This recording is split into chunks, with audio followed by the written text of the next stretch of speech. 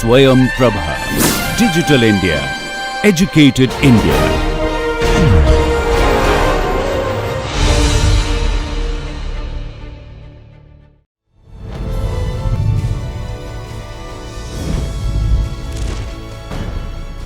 Yogah karmasu kaushalam.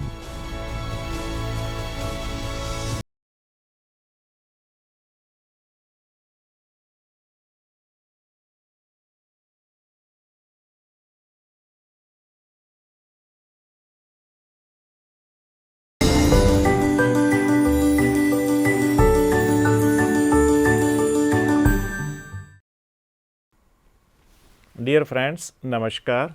My name is Dr. S.C. Sardar, retired professor, SD School of Commerce, Gujarat University, Ahmedabad. At present, we are dealing with final accounts of sole proprietary concern.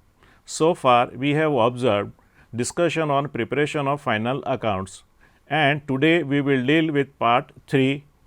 In part 2 of final accounts, we had acquired information about meaning of GST.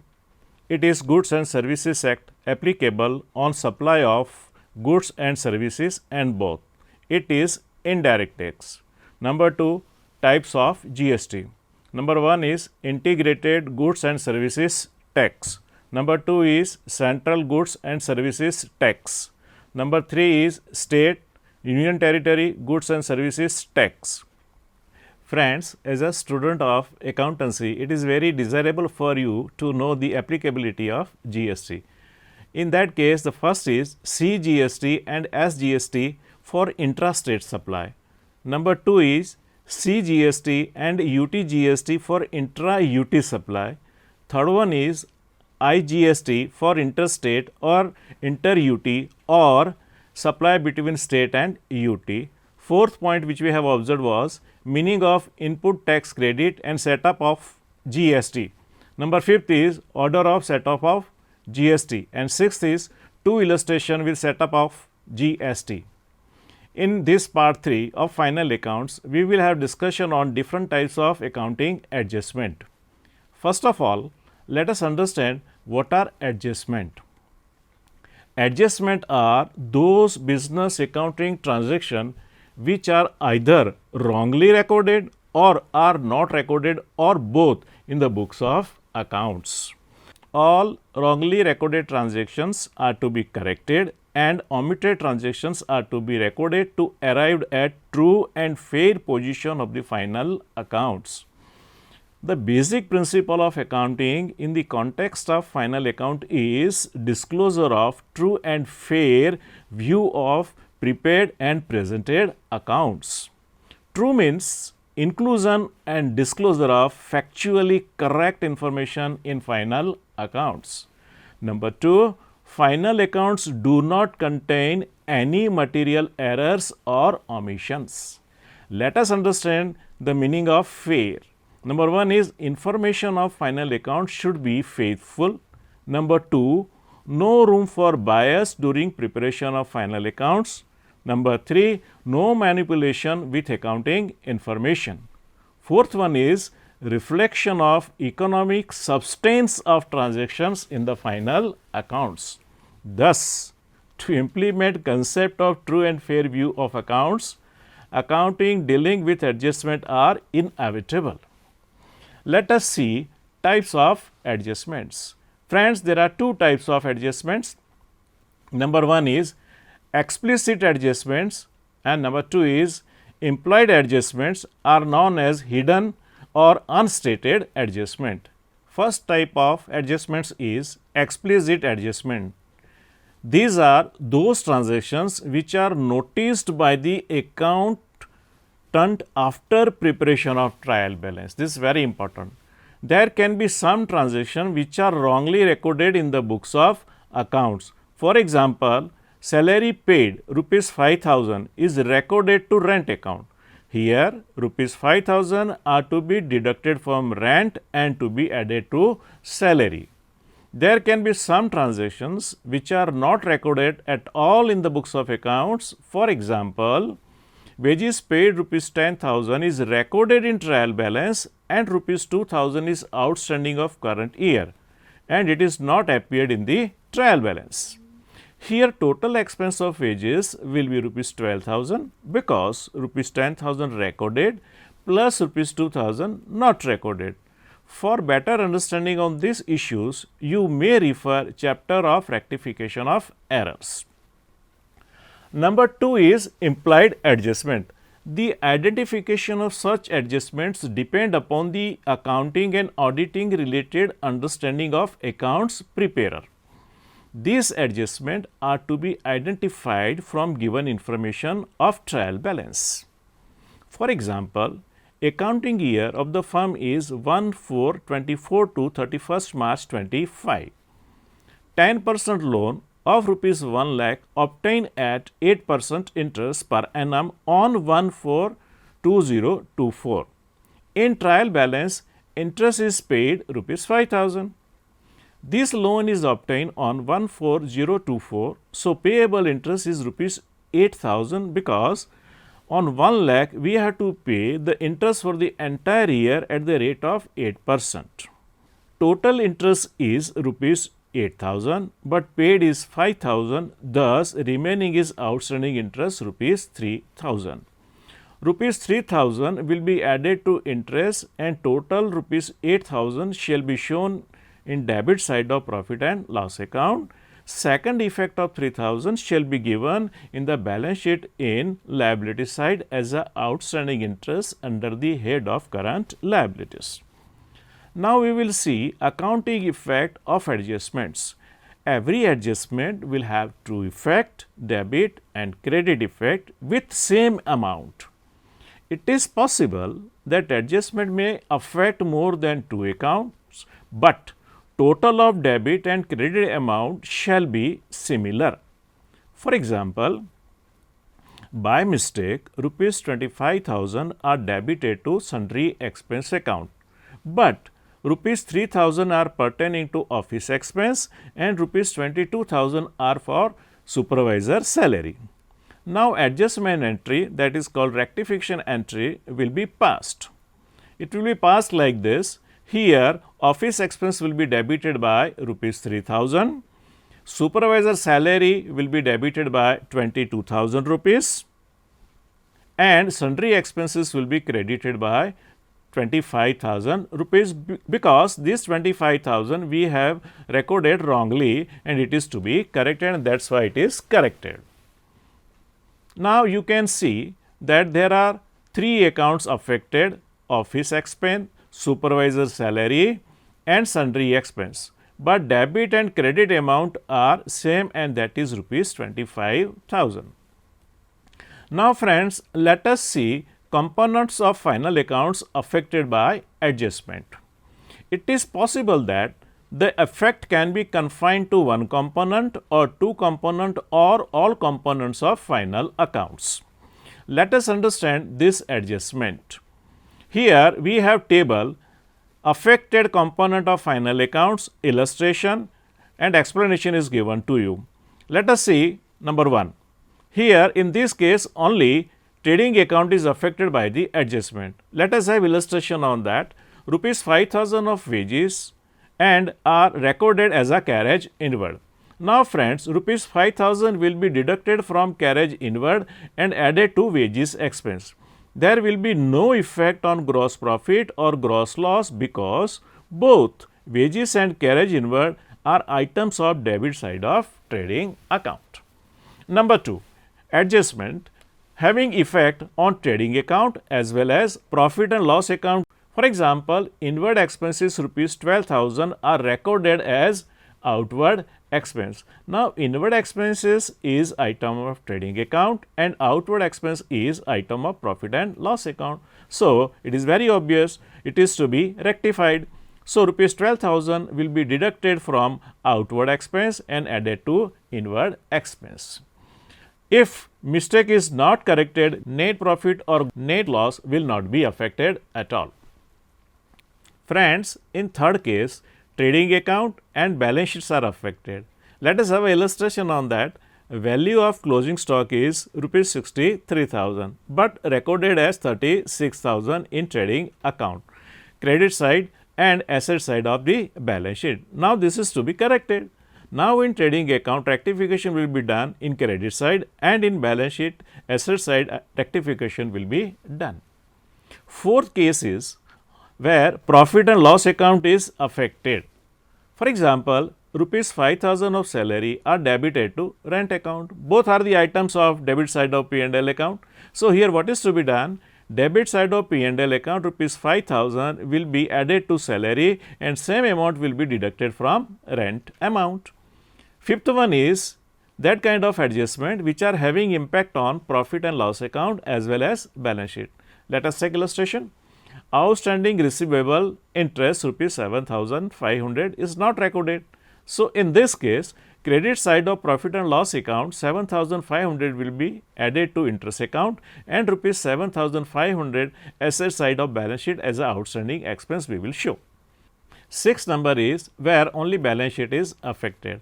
Example is given, new furniture is purchased for rupees 36,000 and debited to debtors account.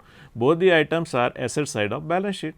So, here from asset side of balance sheet rupees 36,000 will be added to furniture and deducted from debtors.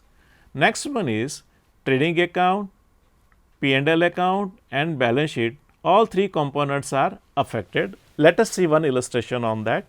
Goods of rupees 9,000 donated but wrongly recorded as personal withdrawal. In this case, 9,000 will be added back to capital in the balance sheet. Rupees 9,000 credit side of trading account will be deducted from personal withdrawal and added to donation rupees 9,000 will be recorded debit side of profit and loss account as expense. So, friends, now it is to be remembered that for every adjustment necessary or adjustment entry is to be passed to incorporate respective adjustment in the books of accounts. Dear friends, you are suggested that whenever you are dealing with adjustment, at that time in the first stage you recognize that due to transaction which component of final account is affected. In second stage, which component is to be debited and credited, and in third stage decide the amount to be debited and credited. Friends, this clarity and understanding would put you in comfortable condition to solve question in the right direction.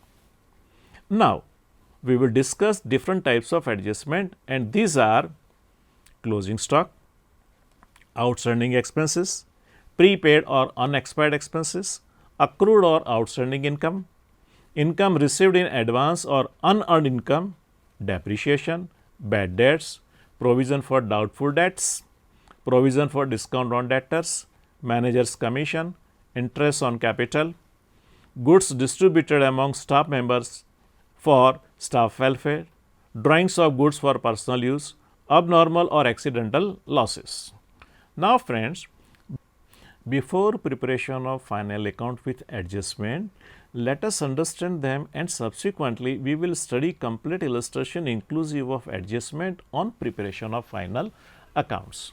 So, let us see the first adjustment, that is about closing stock. The closing stock is balance of unsold goods at the end of the accounting year.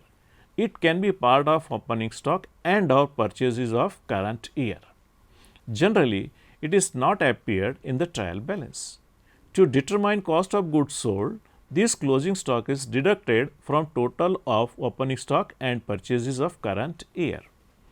Conservatism concept of accounting is used to determine the value of closing stock. As per conservatism concept, out of two values of closing stock, market value and number 2 cost price, whichever is less is applied in final accounts.